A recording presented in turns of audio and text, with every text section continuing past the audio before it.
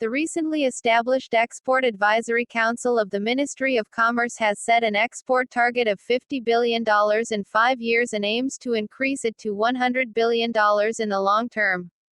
A 20-member exporters delegation, led by the Commerce Minister, has recently visited China to explore market opportunities to raise Pakistan's current low level of exports. Considering that this year's exports are estimated to be about $30 billion, the exports would need to grow at a compound annual growth rate of about 10% to reach this target in the next 5 years.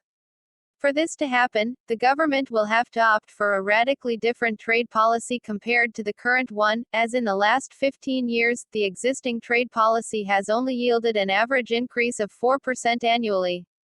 During the last 4 decades, Pakistan's best export performance was from FY 2001 to FY 2008, when exports grew by an average of 10% and doubled in 7 years from $9 billion to $19 billion.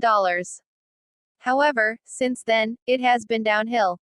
To understand why exports rose sharply from 2002 onwards while they stagnated from 2008 onwards, we can see that while during the pre-2002 period, import taxes and restrictions were considerably reduced, from 2008 onwards, it was just the opposite.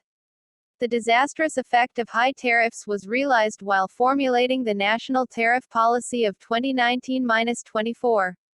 It was acknowledged that the employment of import tariffs as a revenue tool has created multiple distortions and affected the competitiveness of manufacturing, especially the export-oriented sector.